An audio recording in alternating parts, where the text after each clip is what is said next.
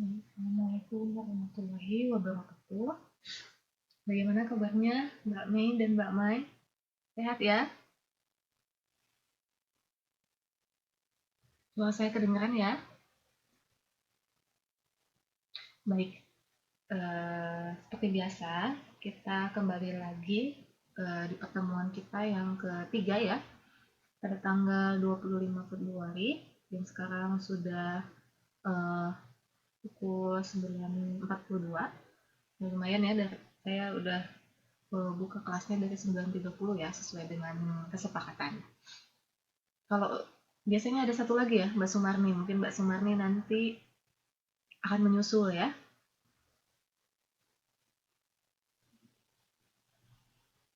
Ya, baik. Lagi naik? Naik apa ya, Mbak Mei? Kok oh, oh ini ya, sekosan atau setempat kerja juga atau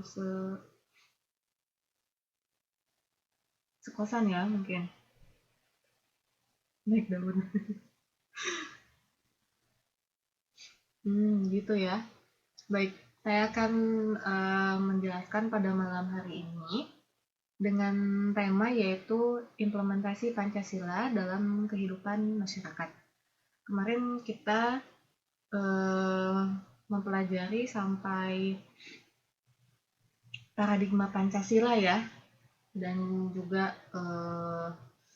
hal-hal yang berhubungan dengan Pancasila. Nah, sekarang tuh kita akan melanjutkan ke apa saja yang bisa kita lakukan sebagai warga negara Indonesia untuk menghayati atau mengaplikasikan Pancasila dalam kehidupan sehari-hari. Nah, ini Pancasila itu harus menjadi petunjuk hidup warga negara menuju daya saing bangsa. Ya, karena eh, apalagi dengan adanya persaingan global ini ya, perputaran kemajuan teknologi, lalu faham-faham mulai masuk, lalu ajaran-ajaran baru mulai masuk atau kebudayaan-kebudayaan asing ya,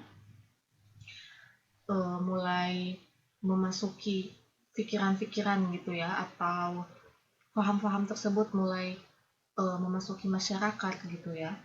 Dan mending kalau misalnya budayanya itu baik ya. Kalau misalnya tidak bisa menfilter atau tidak bisa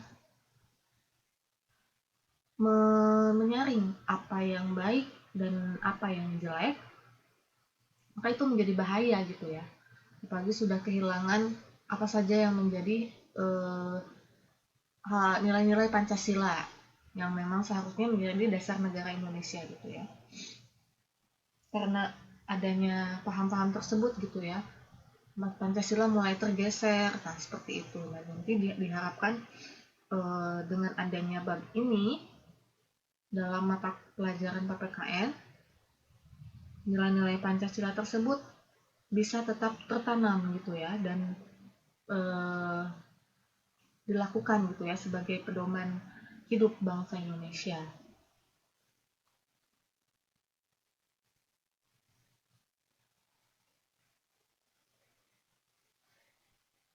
Oh, nggak ada suara ya Mbak Mei? Sekarang ada suaranya nggak?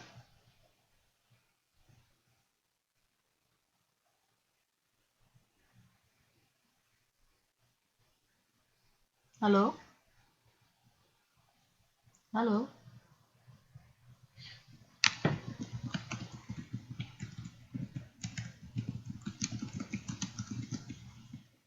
Oh, ada. Ya mungkin jaringannya mungkin ya. Baik, kita lanjutkan. Nah, kita akan membahas mengenai implementasi Pancasila dalam sila-sila Pancasila itu sendiri gitu ya. Kan seperti yang kita tahu ya, ada 5 sila gitu. Nah, 5 sila itu bagaimana sih untuk mengimplementasikannya gitu ya. Nah, ini juga memang sebenarnya materinya agak menjemukan gitu ya. Maksudnya memang semuanya tahu gitu. Oh, itu kalau misalnya 5 sila pasti untuk mengimplementasikannya seperti ini gitu ya. Cuman agar lebih jelas dan bisa menambah semangat gitu ya untuk kita sebagai warga negara Indonesia agar lebih mencintai gitu ya, mencintai negara kita gitu. Nah, yang pertama,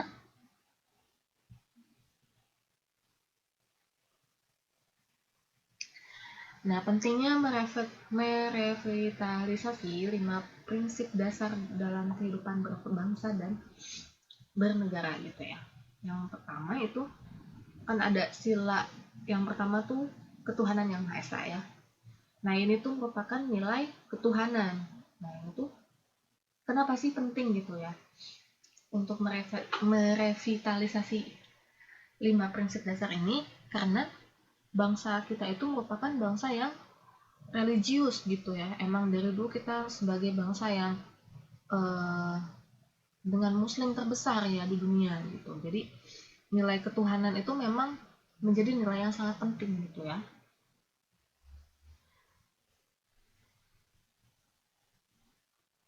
Sebentar.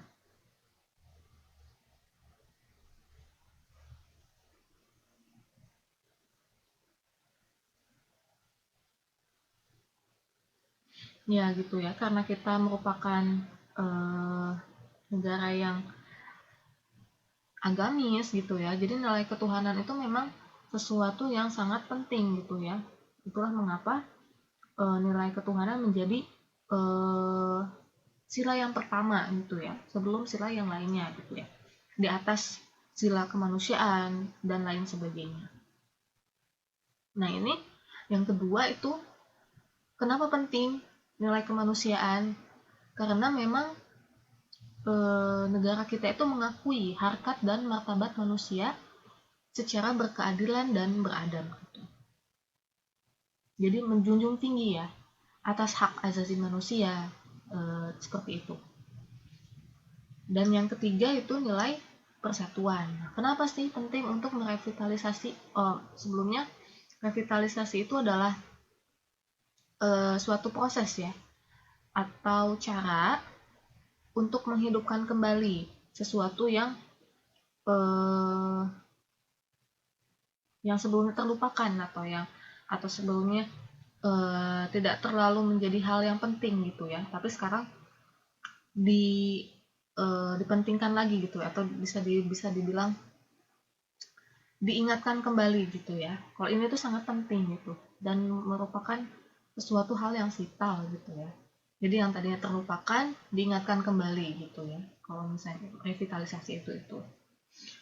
Lalu yang ketiga itu nilai persatuan. Nah, ini karena kita yang majemuk, nah karena bangsa kita yang majemuk, maka nilai persatuan ini menjadi penting gitu ya. Jadi perbedaan yang dapat menyatukan karena semboyan kita yang Bhinneka Tunggal Ika itu ya. Lalu yang keempat nilai kerakyatan. Nah, ini adalah demokrasi kerakyatan dengan hikmat dan kebijaksanaan. Nah, ini karena memang menjunjung tinggi adanya kebebasan untuk mengeluarkan pendapat gitu ya, tapi dengan tetap bijaksana dan dengan hikmat gitu ya, tidak serta merta mengeluarkan secara bebas dan tanpa arahan yang ada gitu ya. Jadi meskipun demokrasi harus tetap berpacu dalam melodi berpacu dalam aturan-aturan yang ada seperti itu ya. Lalu yang selanjutnya itu adalah nilai keadilan sosial ya. Nah, nilai keadilan sosial ini kenapa penting gitu ya? Karena sebagai pemenuhan rasa keadilan bagi rakyat Indonesia dalam berbagai bidang kehidupan. Nah, gitu ya. Jadi biar semuanya tuh terpenuhi gitu ya dalam berbagai aspek bidang kehidupan.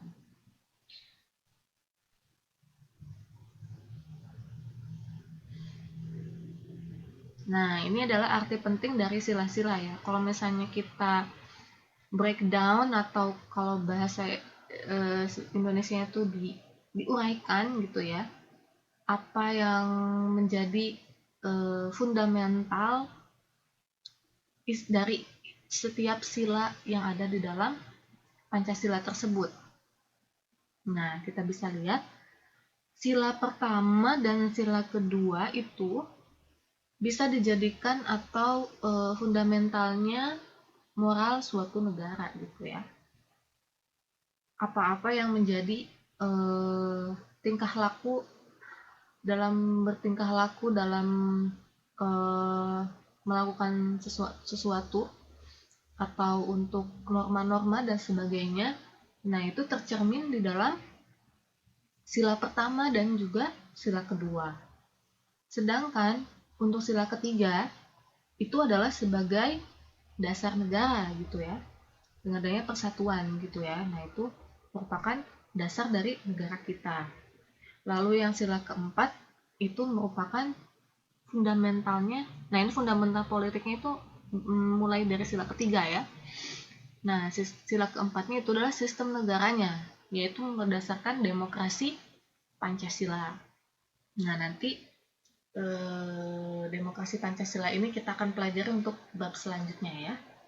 Saya izin dulu, maksudnya sebenarnya saya sudah sering juga ya mengingatkan gitu ya. Saya tidak akan terlalu mengikuti atau berorientasi pada modul. Jadi ada beberapa tambahan materi gitu ya. Mengingat kita ditambah jamnya, lalu memang pertemuannya 1 minggu sekali juga gitu ya. Terus materinya juga tidak memungkinkan dengan materi yang hanya beberapa lembar gitu ya. Jadi saya nanti tambahkan untuk mempelajari demokrasi Pancasila. Lalu untuk yang sila keempat. Nah, sila keempat itu merupakan sistem negara ya. Nah, sistem negara kita itu seperti apa? Nah, itu sebagai kerakyatan yang dipimpin oleh hikmat dan kebijaksanaan sebagai permusyawaratan perwakilan. Lalu yang kelima yaitu tujuan negaranya. Nah, tujuan negaranya itu biar adil gitu ya. Nah, adilnya ini bukan hanya berdasarkan pada sama rata saja ya. Kalau sama rata, sama rasa seperti itu hampir sama seperti komunis gitu ya. Komunis tuh semuanya sama, tidak boleh ada yang kaya dan tidak boleh ada yang miskin. Nah, sedangkan kalau dalam Pancasila itu adil itu maksudnya sesuai hak dan kewajibannya gitu ya. Jadi memastikan kalau hak dan kewajibannya itu terpenuhi gitu. Jadi bukan hanya sama rata saja gitu ya, tapi dipastikan atau memastikan kalau hak dan kewajiban setiap warga negara itu terpenuhi, baik itu hak di mata hukum, hak sama untuk atau sejajar di mata hukum, ataupun hak untuk diperlakukan adil dan sama dalam selain dalam bidang hukum misalnya dalam kehidupan sehari-hari gitu ya, tidak melihat oh ini si ini kaya, oh si ini miskin, perlakuannya beda gitu ya. Nah, itu juga tidak begitu ya. Lalu selain memastikan sama haknya juga, tapi negara Indonesia juga adil dalam artian di sini adalah untuk memastikan sama kewajibannya juga begitu ya. Nanti kita akan bahas secara detail. Nah, ini untuk sila pertama, bagaimana sih implementasinya? Nah, yang pertama itu beriman. Memang ini sudah masuk ya serapan bahasa Arab. Beriman itu ya percaya dengan adanya Tuhan gitu ya. Atau misalnya kalau kita sebagai muslim, semuanya muslim ya di sini, beriman kepada Allah Subhanahu wa taala. Lalu yang lainnya yaitu beriman, menghormati dan juga bekerja sama antara umat beragama dengan tidak memaksakan agama kepada orang lain gitu. Jadi tetap adanya tenggang rasa. itu memang sering ya menjadikan materi PPKN. Kalau misalnya ketika kita kecil, tenggang rasa adalah ya untuk saling menghormati. Gitu ya, Mbak Mei dan Mbak Mai. Lalu selanjutnya untuk implementasi sila pertama yaitu takwa. Nah, takwa itu adalah adanya kesadaran gitu ya, kesadaran untuk melaksanakan perintah dari Tuhan gitu ya. Jadi kesadaran dan patuh gitu, sadar kalau kita itu sebagai makhluk ciptaannya memang bertujuan hanya untuk beribadah gitu ya. Semuanya memang untuk beribadah dan juga menjauhi larangannya gitu, atau bisa dibilang menjalankan perintahnya dan menjauhi larangannya. Nah, seperti itu ya. Nah, yang selanjutnya yaitu setiap pemeluk agama tidak boleh menghalangi ibadah agama lain gitu ya.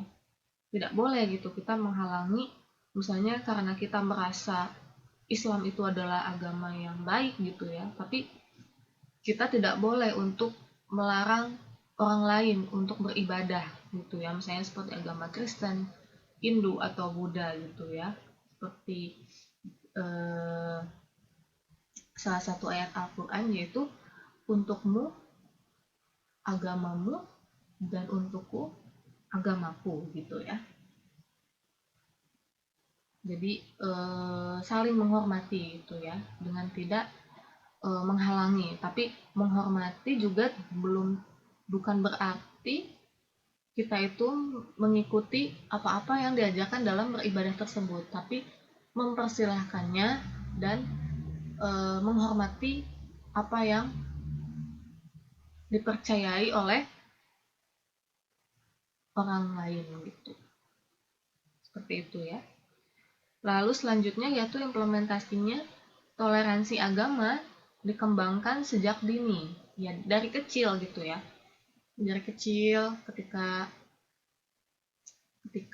kita masih kecil kan sudah diajarin untuk tenggang rasa seperti itu. Nah, kalau misalnya kita juga sebagai seorang ibu gitu ya, Mbak Mei dan Mbak Mai sudah punya anak belum? Sudah menikah ya Mbak Mei dan Mbak Mai?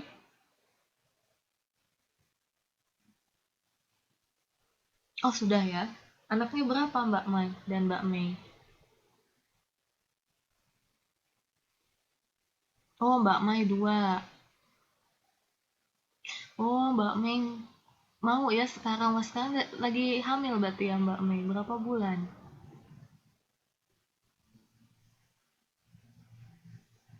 Wah selamat ya. Semoga Mbak Mei dan bayinya nanti dilancarkan ya. Lalu nanti bayinya menjadi bayi yang soleh dan soleha. Amin ya. Ya ini memang toleransi agama ini perlu dikembangkan sejak dini gitu ya, sejak dari kecil. Apalagi ketika kita memiliki seorang anak gitu ya, dititipi eh, seorang anak atau ya dititipi buah hati oleh Allah Subhanahu Wa Taala gitu ya. Nah kita itu perlu untuk mengembangkan adanya bertoleransi untuk beragama gitu, karena memang perempuan ya, perempuan yang mempunyai andil besar dalam mendidik anak-anaknya gitu ya. Seperti salah satu sebutan kalau al-ummu al madrasatun gitu ya, ibu itu adalah madrasah pertama anaknya gitu ya. Makanya sebagai seorang ibu juga penting gitu ya untuk mencari ilmu sebanyak-banyaknya, eh, tahu apa saja yang harus diajarkan kepada putra-putrinya kelak gitu ya.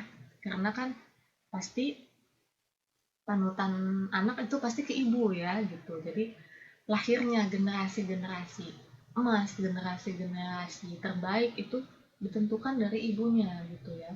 Jadi kalau apabila ibunya dapat mengajarkan hal-hal baik, hal-hal yang terpuji gitu.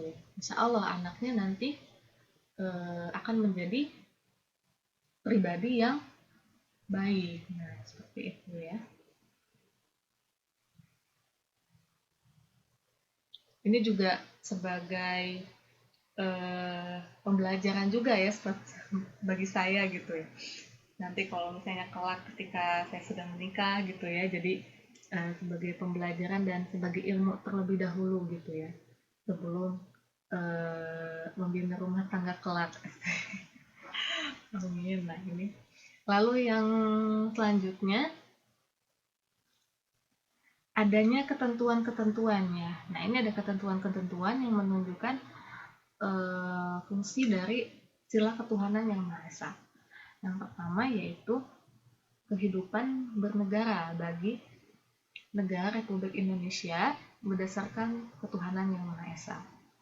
Lalu ketentuan yang kedua yaitu negara menjamin kemerdekaan tiap-tiap penduduk untuk memeluk agama serta untuk beribadah menurut agama dan kepercayaannya.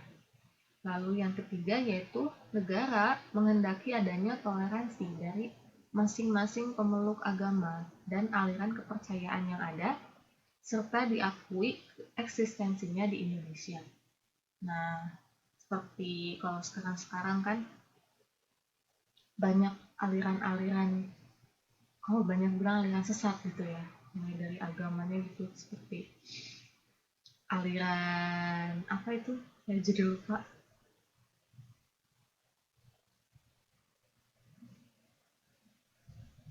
Aliran agama yang sekarang lagi meresahkan masyarakat itu, nah Syiah ya, benar Mbak Mei, Syiah.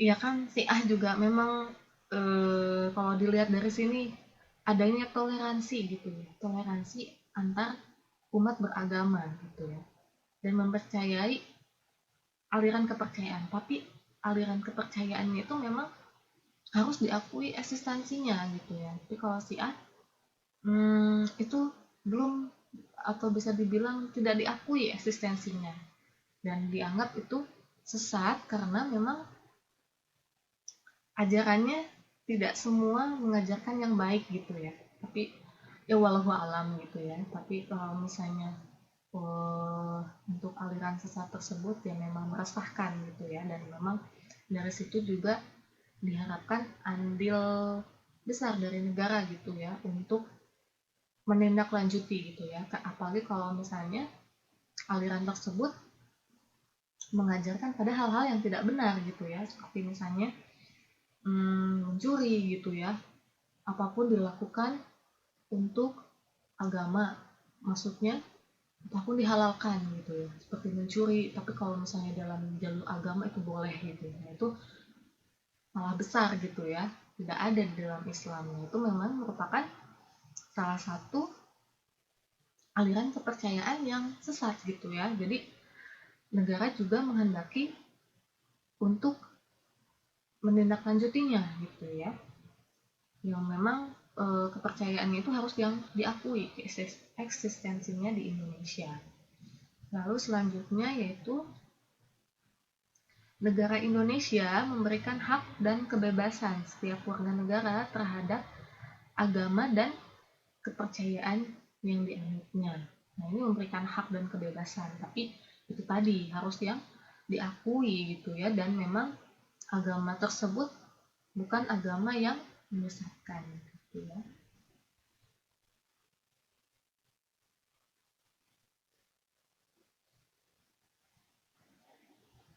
Sebentar.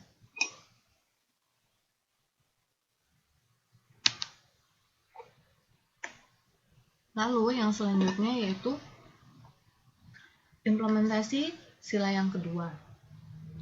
Nah ini implementasi sila yang kedua yaitu kemanusiaan yang adil dan beradab ya. Implementasi yang pertama yaitu sesama manusia tidak saling melecehkan gitu ya. Jadi saling menghormati dan intinya berbuat baik kepada sesama seperti itu ya. Lalu sesama manusia punya rasa saling memiliki. Nah, ini memiliki di sini maksudnya saling menghormati ya, dalam artian seperti itu gitu. Jadi saling menghormati dan saling menjaga gitu ya. Karena kita memang sesama bangsa Indonesia, maka kita mesti menjaga dari hal-hal yang buruk gitu ya, atau ancaman-ancaman yang datang dari luar gitu. Seperti misalnya adanya ancaman dalam bentuk sekarang tuh dalam bentuk paham gitu ya, dalam bentuk budaya atau dalam bentuk perang pemikiran gitu ya. Nah, ini mesti saling menjaga gitu ya. Dan kalau bisa meluruskan apa yang seharusnya benar gitu ya. Jangan sampai teman kita atau sesama sebangsa setanah air itu ada yang menjadi terjerumus atau tidak tahu gitu ya apa yang benar dan yang baik. Nah, kalau misalnya ada rasa saling memiliki, saling menjaga, nah itu maka diharapkan bisa menjadi atau terjalinnya bangsa Indonesia yang harmonis dan juga aman gitu ya. Lalu yang selanjutnya yaitu setiap manusia menjaga keseimbangan hak dan kewajiban. Nah, itu dia ya, keseimbangan antara hak dan kewajibannya. Jadi tidak melulu meminta atau dalam artian menuntut gitu ya, hak gitu ya. Tapi kewajibannya dia tidak memikirkan gitu. Lalu selanjutnya yaitu gemar melakukan kegiatan kemanusiaan gitu. Nah, ini memang seperti misalnya salah satu contohnya gitu ya, ketika ada saudara kita yang tertimpa musibah, nah kita juga harus siap sedia untuk membantu gitu ya, apalagi sesama warga negara yang ada di luar negeri ya, kita seperti kita sekarang gitu ya, lagi di Taiwan nih gitu ya. Nah, diharapkan rasa saling tolong menolongnya itu semakin tinggi gitu ya. Iya, saling peduli benar ya Mbak Mei, karena atau saling peduli dan juga saling menjaga gitu ya, apalagi kita sesama warga negara Indonesia yang tengah apa ya kalau dibilang ya jadi gitu ya, melanglang buana, bukan melanglang buana, merantau gitu ya, yang tengah merantau di negeri orang gitu ya. Jangan sampai yang saya tuh dulu sempat ada pengalaman gitu ya, dulu tuh saya sempat tersesat gitu ya di Taiwan dan nggak ada GPS itu, nggak ada paket internet. Aduh, naik apa ya ini gitu, maksudnya GPS-nya mati gitu ya karena paket internet habis. Nah, ketika itu saya lihat kayaknya ini orang Indonesia gitu ya, mbak-mbak gitu terus saya mau bilang mbak mau nanya kalau mau ke arah, itu satu mau ke Taichung kalau nggak salah, kalau mau ke arah apa gitu, apa lu gitu ya, apa sih jalan ini gitu ya kan, misalnya Simelu atau apa gitu, langsung oh I'm sorry I don't know gitu, langsung bilang gitu I'm sorry I don't know, tapi I don't know-nya tuh yang bedok gitu, terus saya tuh sampai tahu ini mah orang Indonesia gitu, tapi kok jawabnya langsung bahasa Inggris dan kayak yang nggak kenal gitu. Ya sudah jadiin pengalaman gitu ya, jangan sampai eh seperti itu. Gitu ya, mungkin Filipina. Tapi ini medok gitu. Medoknya bahasa Jawanya tuh medok gitu. Jadi yang kayak I'm sorry I don't know gitu. Wah, ini orang Indonesia gitu.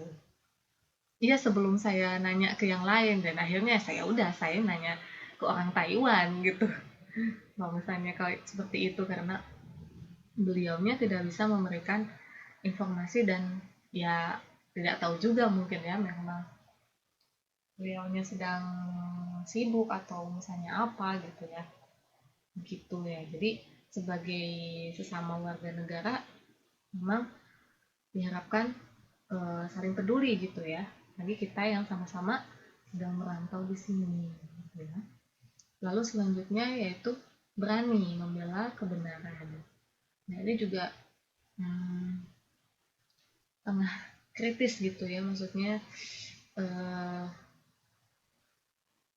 tidak semuanya gitu ya untuk berani membela kebenaran ketika ada rasa takut atau mungkin diancam atau mungkin diancamnya dalam bentuk kehilangan pangkat dan sebagainya, namun tidak memberitahu gitu ya apa yang kebenaran yang ada gitu sehingga memfitnah orang lain. Nah itu juga tidak dibolehkan gitu ya. Nah, untuk mengimplementasikan Pancasila sila kedua ini, salah satunya yaitu warga negara Indonesia harus berani dalam membela kebenaran.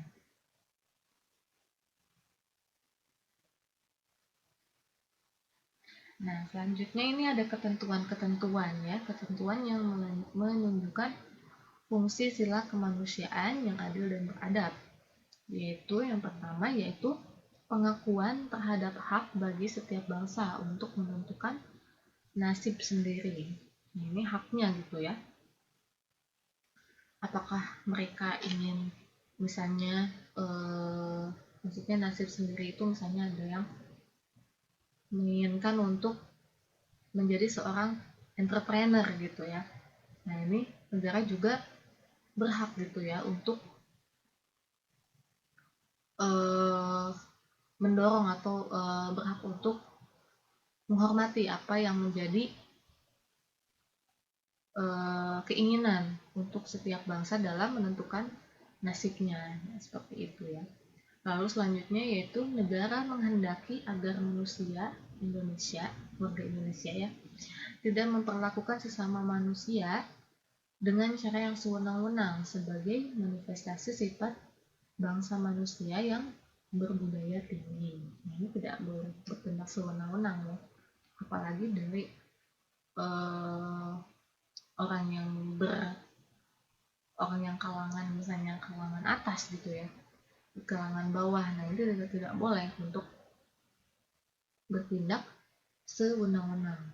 Nah ini sifat-sifat ini untuk tidak bertindak sewenang-wenang ini merupakan salah satu sifat budaya ya sebenarnya, suatu hal yang seharusnya membudaya di masyarakat Indonesia seharusnya ya. Lalu selanjutnya yaitu pengakuan negara terhadap hak perlakuan sama dan sederajat bagi setiap manusia. Ini pengakuan negara atas haknya gitu ya untuk diperlakukan sama, baik itu hak di mata hukum ya, apalagi yang bisa disoroti itu, yang paling disoroti itu hak di mata hukum ataupun hak untuk mendapatkan perlakuan misalnya dalam bidang, contoh yang paling terasa gitu ya bagi sebagai saya gitu ya, kalau misalnya itu hak dalam bidang birokrasi gitu ya, misalnya ketika kita menginginkan atau misalnya untuk mengurus surat-surat misalnya ya, mengajukan misalnya kartu kuning misalnya gitu ya, atau misalnya SIM atau misalnya apapun itu ya yang berhubungan dengan identitasnya. Ada beberapa oknum yang mendahulukan gitu ya, oh ini anaknya lurah misalnya gitu ya, jadi diduluin aja gitu ya, padahal kita yang udah antri duluan. Atau enggak ada beberapa oknum yang meribetkan gitu ya, atau membuat ribet gitu. Sebenarnya sistemnya itu gampang gitu ya, maksudnya tidak rumit, tapi ada yang membuat rumit ya, ada juga yang seperti itu. Ini juga merupakan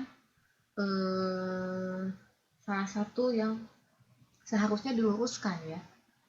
Seharusnya memang adanya pengakuan ya, bagi pengakuan negara, contohnya dalam hal bidang pelayanan terhadap publik ya. Nah, pelayanan terhadap publik itu harusnya ada pengakuan kalau semua itu diperlakukan sama dan sederajat gitu ya, dalam hal birokrasi dan juga dalam hal administratif gitu ya.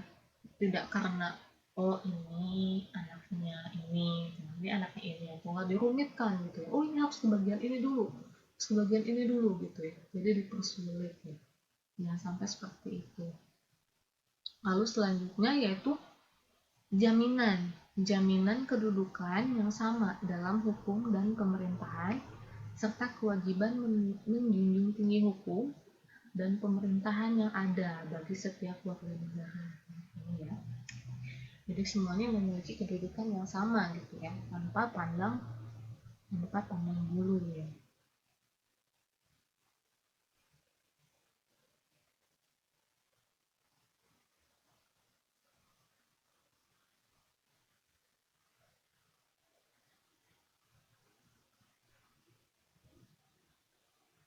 Oh ya, ini saya baru dapat message dari Mbak Marni, katanya kalau pakai enroll saya nggak bisa masuk, dari tadi salah email terus. Maksudnya enrollnya itu gimana ya? Sebentar.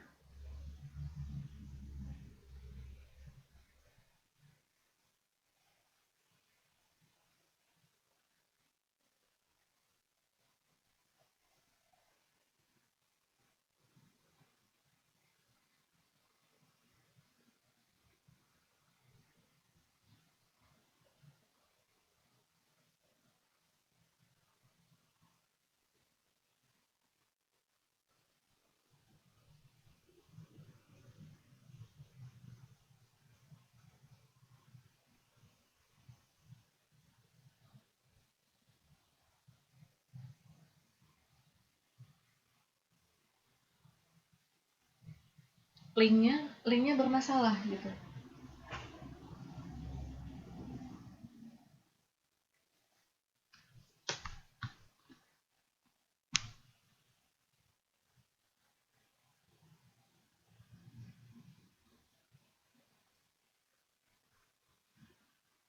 Hmm.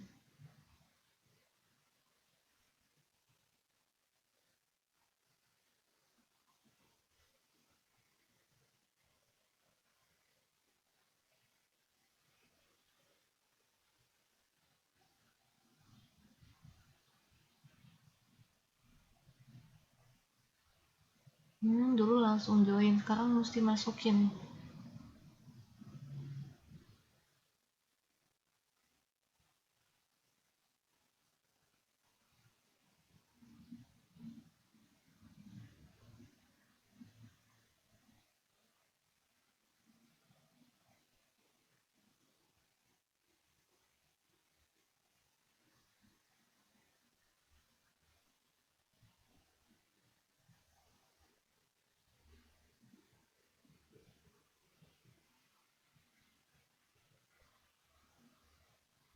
Hmm.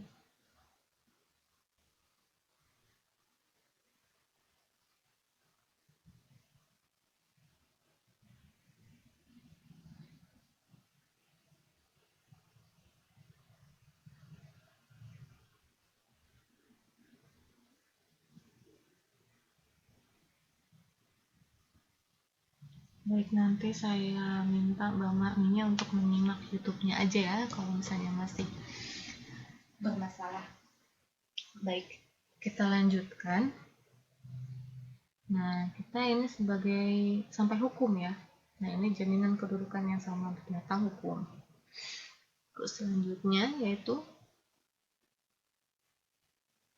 nah ini implementasi. Salah ketik ya. Implementasi sila yang ketiga. Yang pertama yaitu kepentingan negara di atas kepentingan pribadi dan juga golongan. Nah, ini juga karena kepentingan negara, ini juga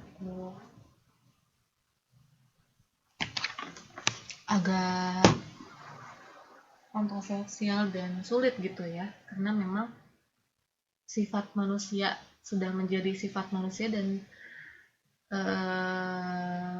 tiap manusia memang ada yang egois gitu ya, atau mementingkan kepentingan dari diri sendiri. Oh, sinyalnya merah lagi. Halo? Halo? Halo? Oh, enggak. Baik. Ya memang tidak bisa dipungkiri ya, setiap manusia itu ada sisi egoismenya gitu ya, dan memang menjadi naluri gitu ya untuk memenuhi haknya diri sendiri dulu. Nah, ketika dihadapkan kepada pilihan gitu ya, nah ini juga menjadi cerminan bagi saya gitu ya, kepentingan negara itu di atas kepentingan pribadi dan golongan, asalkan memang kepentingannya itu memang positif gitu ya, dan tidak merugikan kita gitu ya, dan memang eh, sesuatu hal yang tidak merugikan dan tetap berada di jalur yang benar gitu ya, atau kalau bisa dilihat itu mementingkan kepentingan bersama gitu ya daripada kepentingan pribadi. Lalu yang kedua yaitu berkorban, kerja keras, dan membayar pajak gitu ya.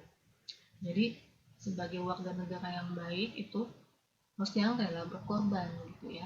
Lalu yang terus tetap bekerja keras gitu ya, tanpa mengharapkan apa ya, kasihan gitu ya, rasa kasihan dari orang lain gitu ya. Kita bisa dilihat gitu seperti meminta-minta gitu ya. Dan memang kalau misalnya ketika dia eh, kesulitan dalam hal ekonomi gitu ya, atau misalnya yang sudah renta gitu ya, padahal banyak cara gitu, ada yang bisa berdagang kecil-kecilan kan, kita juga sering lihat ada yang sudah renta tapi tetap berjualan. Nah itu salah satu cara mereka untuk tetap bertahan hidup. Nah dari situlah kita padahal jangan sampai menawar gitu ya, kalau misalnya sama bapak-bapak atau ibu-ibu, nenek-nenek yang sudah tua gitu ya ketika berjualan. Nah, mereka itu padahal mencari nafkah dan menghindari untuk mengemis gitu ya, jadi untuk tetap bekerja keras gitu ya untuk mencari nafkah. Nah, itu lebih baik untuk yang seperti itu gitu ya, jangan sampai hanya meminta belas kasih orang lain saja. Lalu yang selanjutnya itu yang membayar pajaknya itu ya, perlu adanya kerjasama antara pihak aparatur pemerintah dan juga warga negara gitu ya, dalam hal membayar pajak gitu ya.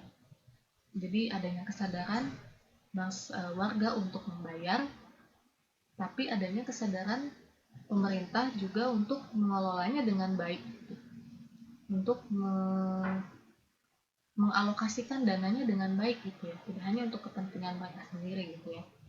Misalnya untuk memperbaiki infrastruktur, untuk memperbaiki sistem transportasi, memperbaiki pelayanan publik, dan lain sebagainya. Nah, ini juga adanya kerjasama gitu ya antara pihak aparatur pemerintah dan juga warga negara itu sendiri. Lalu selanjutnya yaitu cinta tanah air ya, meningkatkan prestasi di segala bidang. Nah, ini juga kita gitu ya, dimanapun kita berada, apalagi kita juga yang lagi di luar negeri gitu ya, diharapkan kita juga bisa tetap membawa nama baik bangsa Indonesia gitu ya. Tidak hanya harus misalnya berprestasi secara besar-besaran gitu ya, maksudnya itu pasti keinginan semuanya gitu ya, tapi mulai dari hal-hal yang kecil gitu ya, seperti menjaga nama baik bangsa gitu ya, jangan sampai tercoreng gitu ya dengan adanya perilaku-perilaku yang menyimpang. Lalu selanjutnya yaitu bangga gitu ya, bangga sebagai bangsa Indonesia. Bangga memperkenalkan bangsa Indonesia kepada dunia luar gitu ya. Bangga kalau kita sebagai bangsa Indonesia.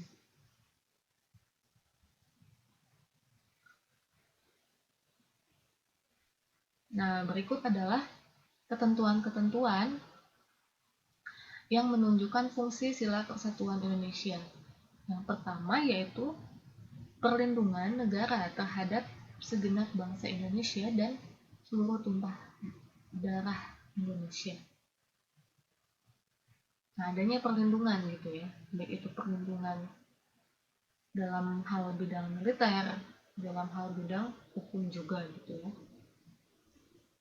Lalu selanjutnya yaitu memajukan kesejahteraan umum, mencerdaskan kehidupan bangsa. Nah, ini kayak salah satu di dalam UUD 45 ya, dalam pembukaan UUD 45. Dan ikut melaksanakan ketertiban dunia yang berdasarkan kemerdekaan, perdamaian abadi, dan juga keadilan sosial. Nah, yang selanjutnya yaitu negara mengatasi segala paham golongan dan segala paham perseorangan, serta pengakuan negara terhadap kebinekatunggal-ikaan dari bangsa Indonesia dan kehidupannya.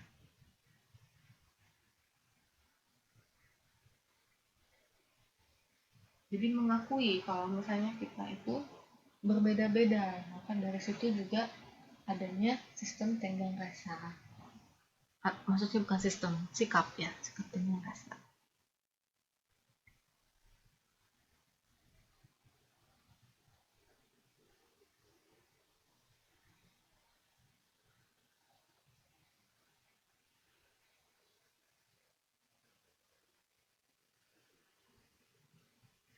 Baik, selanjutnya yaitu implementasi sila yang keempat. Nah, ini ya implementasinya. Yang pertama itu masyarakat harus mengawasi wakil rakyat. Ya, ini sudah menjadi rahasia umum ya.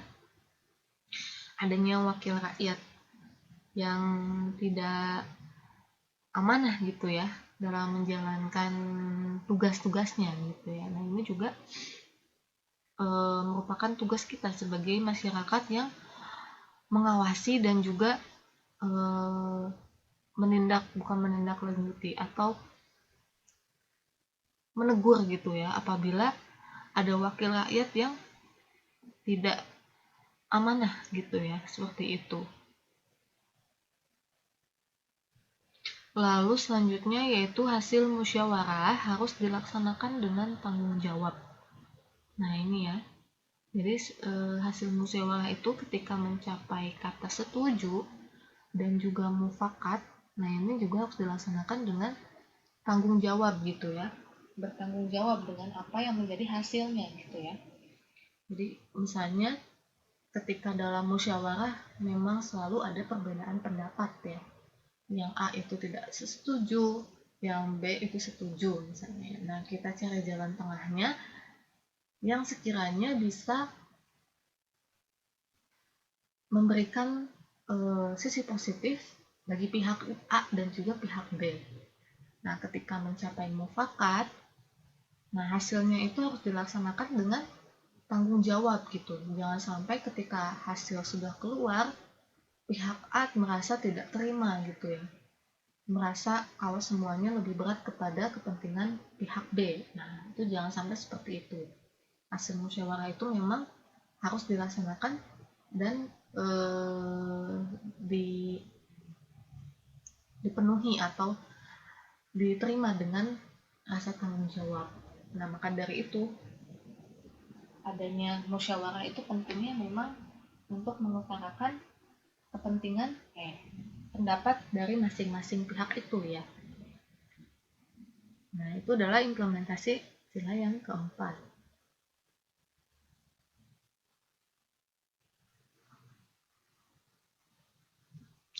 Nah, berikut adalah ketentuan-ketentuan yang menunjukkan fungsi sila kerakyatan yang dipimpin oleh hikmat kebijaksanaan, dalam pemusyawaratan perwakilan, yaitu yang pertama adalah penerapan kedaulatan dalam negara Indonesia yang berada di tangan rakyat dan dilakukan oleh MPR. Nah ini apa sih kedaulatan itu? Nah ini juga nanti akan menjadi topik bahasan kita selanjutnya ya. Nanti kita bahas untuk kedaulatan itu seperti apa. Lalu selanjutnya yaitu penerapan asas musyawarah dan mufakat dalam pengambilan segala keputusan di negara Indonesia dan baru menggunakan pemungutan suara terbanyak bila hal tersebut tidak dapat dilaksanakan. Nah ini ya salah satu ketentuannya ya ketika dalam musyawarah, kalau misalnya dalam pengambilan keputusan, nah ini juga kalau misalnya belum mencapai tingkat mufakat, maka bisa menggunakan pemungutan suara yang terbanyak.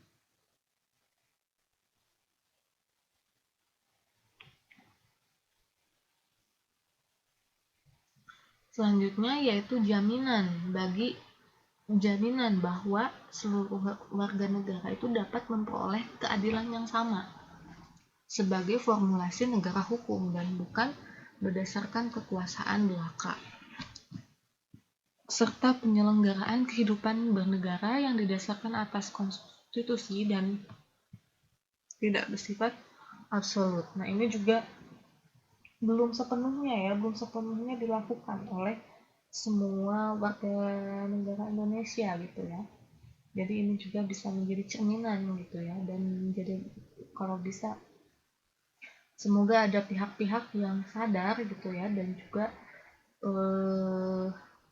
sadar akan pentingnya untuk memandang semua warga negara Indonesia itu sama di mata hukum.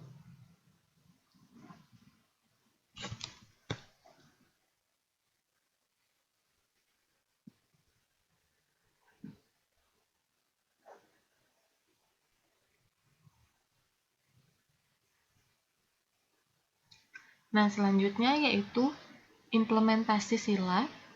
Implementasi silanya itu untuk yang kelima. Yang pertama itu perbuatan luhur, yaitu saling membantu dan gotong royong. Ini saling membantu ya, penting gitu ya, dan gotong royong itu dalam hal-hal yang baik gitu ya, bukan gotong royong dalam segala hal gitu ya, misalnya gotong royong dalam pencurian gitu, nah itu tidak boleh gitu ya. Jadi harus dilihat dulu gotong royongnya itu apakah dalam hal yang positif atau malah dalam hal negatif. Lalu yang kedua itu adil yaitu ya, tidak pilih kasih. Ini dia ya, jadi tidak memandang status seseorang gitu ya. Lalu selanjutnya yaitu menghormati orang lain, yaitu tidak menghalangi orang lain gitu ya, baik itu misalnya ketika orang itu ingin menjalankan ibadahnya atau ketika orang itu sedang mencari kepentingannya gitu ya. Nah, itu tidak menghalangi orang lain. Lalu selanjutnya yaitu suka memberi pertolongan. Nah, itu tadi ya, jadi tidak egois dan individualisme.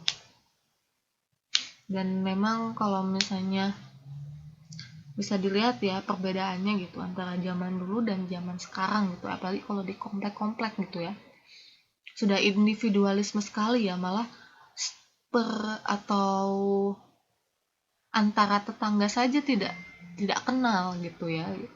Beda dengan zaman dulu gitu ya, setiap tetangga pasti kenal gitu, karena memang pada siapa lagi kita meminta bantuan gitu apabila terjadi sesuatu hal yang tidak diinginkan gitu, pasti kan ke tetangga dulu gitu ya. Nah ini perlunya gitu ya sikap untuk tidak individual. Nah, tidak hanya untuk perlunya tidak hanya mendekati orang ketika ada perlunya saja gitu ya.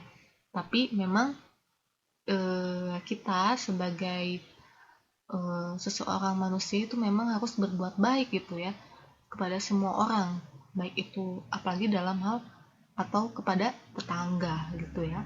Salah satu contoh kecil ya. Jadi tidak egois. Lalu selanjutnya yaitu kerja keras. Nah, ini selalu berusaha dan juga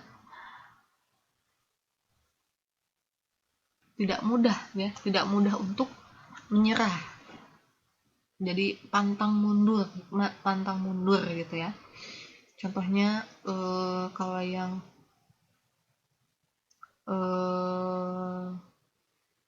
itu rasis ya.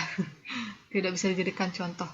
Nah, seperti itu ya. Kita sebagai warga Indonesia tidak boleh untuk pantang menyerah. Lalu selanjutnya yaitu menghargai karya orang lain dengan cara tidak membajaknya gitu ya. Nah, ini salah satu contohnya seperti dari hal-hal yang kecil gitu ya. Misalnya dalam hal mengutip kata-kata yang sebenarnya bersumber dari orang lain. Nah, ini juga kita harus memberitahu ya kepada publik kalau ini bukan kata-kata dari saya gitu. Itu salah satu dari menghargai karya orang lain. Atau yang sampai saat ini jadi masalah itu ketika pembajakan VCD gitu ya. Kan banyak yang ngejual gitu ya VCD bajakan. Nah, kita juga sebagai warga negara Indonesia seharusnya ketika menghargai itu jangan membeli gitu ya, tapi tetap saja memang masih banyak gitu ya yang beli VCD bajakan karena memang murah gitu ya. Nah, itu kasihan pada rumah-rumah produksi itu sendiri gitu ya. Jadi tidak punya gitu ya, tidak ada hak ciptanya atau maksudnya hak ciptanya telah dirampas seperti itu ya.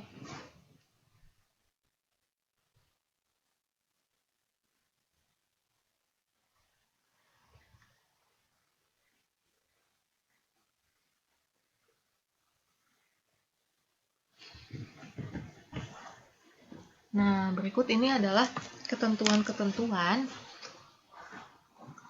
yang menunjukkan fungsi sila keadilan sosial bagi seluruh rakyat Indonesia. Yang pertama itu negara menghendaki agar perekonomian Indonesia berdasarkan atas asas kekeluargaan. Nah, ini salah satu contohnya yaitu dalam hal ekonomi Pancasila ya. Nanti kita bahas. Lalu selanjutnya yaitu penguasaan cabang-cabang produksi yang penting bagi negara serta menguasai hajat hidup orang banyak. Negara menghendaki agar kekayaan alam yang terdapat di atas dan di dalam bumi dan di air Indonesia dipergunakan untuk kemakmuran rakyat banyak. Nah, ini ada salah satunya yang jadi penyimpangan gitu. Contohnya kasus yang ada di Freeport gitu ya. Bukannya lebih mengutamakan kepentingan rakyat gitu ya, malah mengutamakan kepentingan mereka sendiri gitu ya. Atau malah yang dapat keuntungan lebih banyak itu adalah pihak luar gitu ya, padahal kita yang punya gitu ya. Tapi memang itu juga salah satu kelemahan kita juga gitu ya, belum bisa menciptakan teknologi untuk mengambil harta kekayaan kita gitu ya, yang pada dasarnya memang negara kita itu kaya gitu ya. Kurang gitu ya untuk sumber daya manusia yang mampu untuk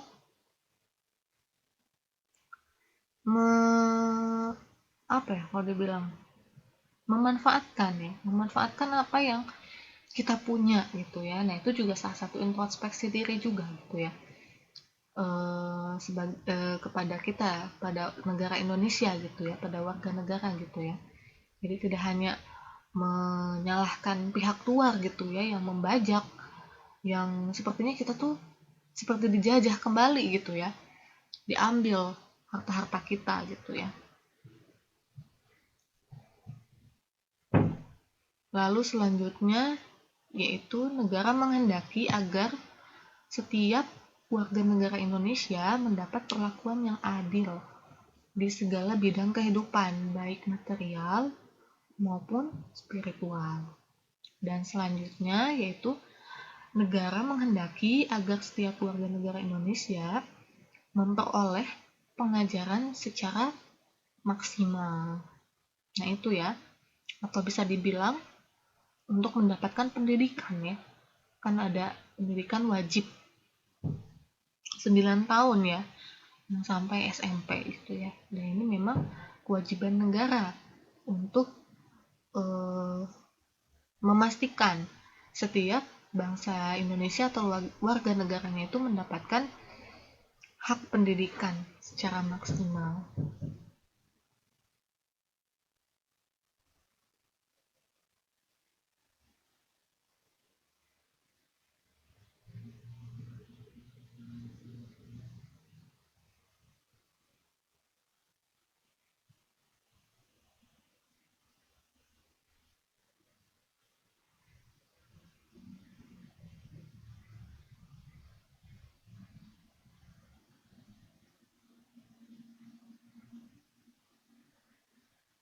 Nah, ini adalah aktualisasi di kehidupan sehari-hari. Nah, kalau itu adalah yang tadi kita bahas adalah apa saja implementasi Pancasila kalau dilihat dari satu persatu sila-sila yang ada di dalam Pancasila ya. Nah, kita maju ke subbab selanjutnya, yaitu aktualisasi di kehidupan sehari-hari dari Pancasila. Nah, ini ada dalam beberapa bidang ya. Salah satunya yaitu bidang politik, bidang ekonomi, dan juga bidang sosial dan budaya. Nah, ini dalam bidang politik ini adanya demokrasi Pancasila yang akan kita jelaskan untuk bab selanjutnya atau untuk bab selanjutnya. Nah, untuk bidang ekonomi juga ekonomi Pancasila nanti saya jelaskan. Lalu untuk bidang sosial dan budaya yaitu aktualisasinya adalah berupa karakter sosial budaya atau keadaban Indonesia yang mengandung nilai-nilai religi, keluargaan, dan kehidupan yang selaras, serasi, dan seimbang gitu ya. Jadi dinamis gitu ya. Lalu selanjutnya yaitu pengamalan Pancasila, kebudayaan bangsa Indonesia adalah budaya ketimuran gitu ya. Seperti ketimuran itu lebih kepada ke sopan santunnya. Lalu misalnya kalau kita lihat dari budaya ketimuran itu budaya dalam hal berpakaian gitu ya. Jadi tidak yang ke barat-baratan gitu ya. Karena memang tidak semua budaya yang berasal dari barat itu jelek gitu ya. Nah, disinilah andil kita sebagai warga negara Indonesia memiliki kemampuan untuk menyaring apa sih yang baik, apa yang tidak baik untuk diambil dari budaya tersebut gitu ya. Misalnya budaya dari luar itu kerja kerasnya atau sistem disiplinnya yang baik. Nah, ini harus kita ambil ya dari situ gitu. Misalnya dalam hal ketepatan waktu, menghargai waktu, disiplin gitu ya. Nah, itu bisa kita ambil. Jangan sampai yang diambil itu seperti yang kita tahu gitu ya, budaya dalam berpakaiannya. Nah, itu tidak boleh diambil gitu ya. Atau mungkin budaya dalam free sex-nya kayak seperti itu gitu ya. Maksudnya kebebasan untuk menentukan kehidupan mereka gitu. Nah, itu jangan sampai diambil. Lalu selanjutnya yaitu terjadinya pergeseran gaya hidup ya. atau lifestyle. Nah, ini juga karena adanya atau masuknya budaya-budaya atau globalisasi, sehingga hingga akhirnya adanya pergeseran gaya hidup. Nah, penting ya untuk memberitahu kepada anak cucu kita gitu ya tentang pentingnya sebagai warga negara Indonesia gitu ya dalam menjunjung tinggi apa-apa saja yang menjadi kewajiban dan hak warga negara, ataupun kalau dalam hal kecilnya yaitu bagaimana untuk menjadi pribadi yang baik gitu ya, baik itu untuk sebaik sesama manusia atau kepada Tuhan juga gitu ya. Jadi hablum minallah dan juga hablum minannas.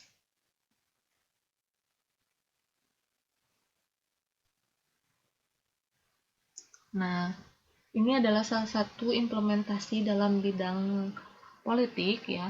Tapi saya putuskan untuk membahasnya minggu depan saja ya. Kalau yang ini implementasi dalam hal partai politik ya. Nah, ini adalah implementasi ideologi Pancasila dalam bidang politik.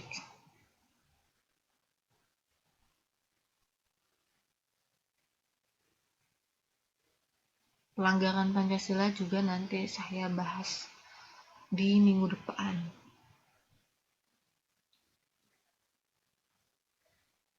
Baik, sebelumnya saya seperti biasa ingin memperlihatkan sebuah video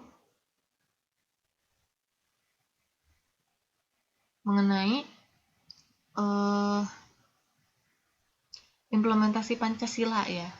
Nah, ini dibuat oleh mahasiswa Universitas Muhammadiyah di Sidoarjo. Baik, selamat menyaksikan.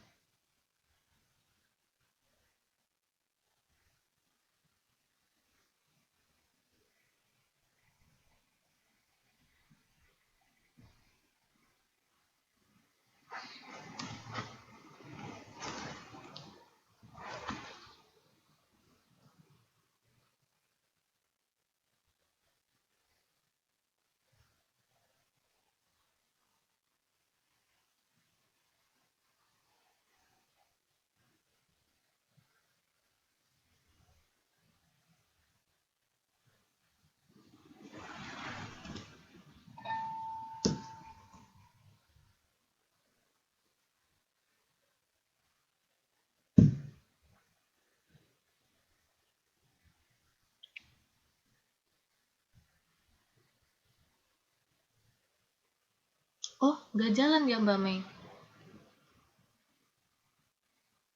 Coba ya, saya coba lagi.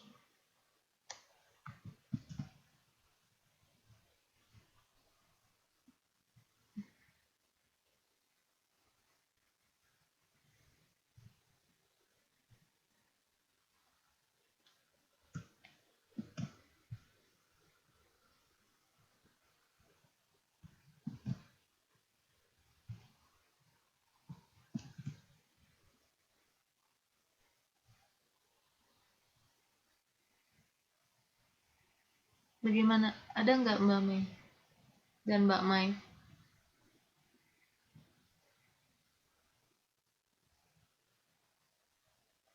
Ya, sayang sekali ya. Coba ya, saya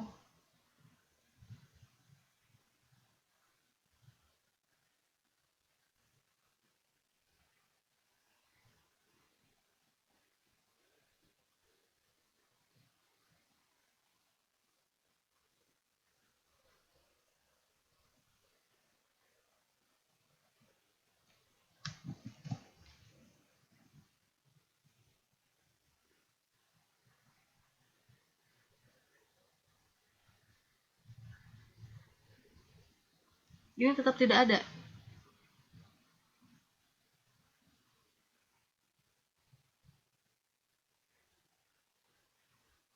Oh, ada. Baik.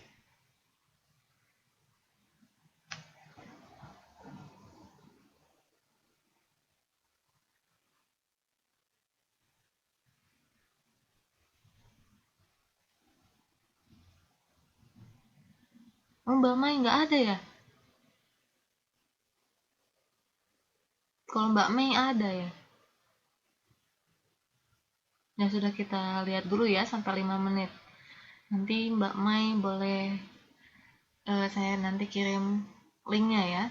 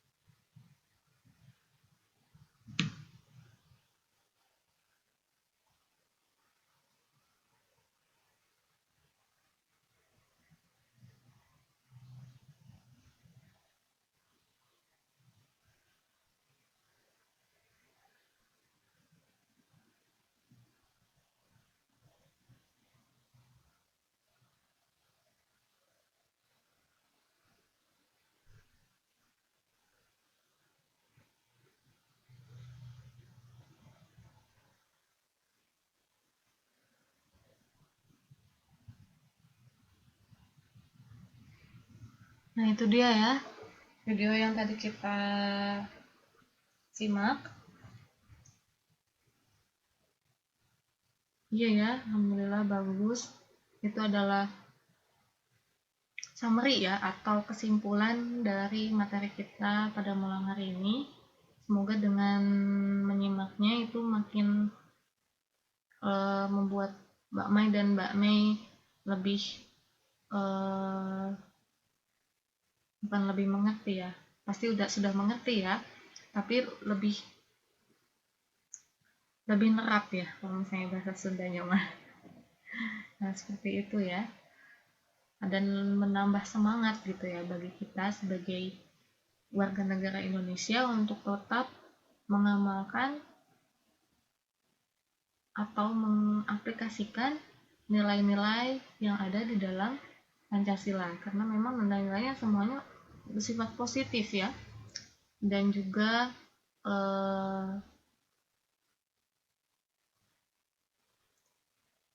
memberikan kepentingan yang bukan kepentingan, memberikan atau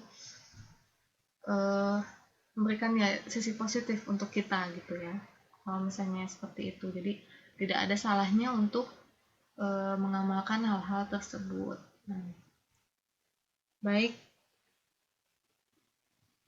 dengan berakhirnya video tadi, berakhir pula lah materi kita pada malam hari ini, atau pembelajaran PPKN pada malam hari ini. Terima kasih ya untuk kehadiran Mbak Mei dan Mbak Mai. Nanti untuk Mbak Sumarninya menyimak dari YouTube saja ya. Terima kasih atas kehadirannya. Semoga tetap semangat. Sampai jumpa minggu depan ya, di jam yang sama ya. Gitu, baik. Saya pamit ya. Assalamualaikum. Oh, hilang suaranya ya? Sudah ada. Ini saya mau tutup aja ya. Wassalamualaikum warahmatullahi wabarakatuh. Selamat malam. Selamat beristirahat.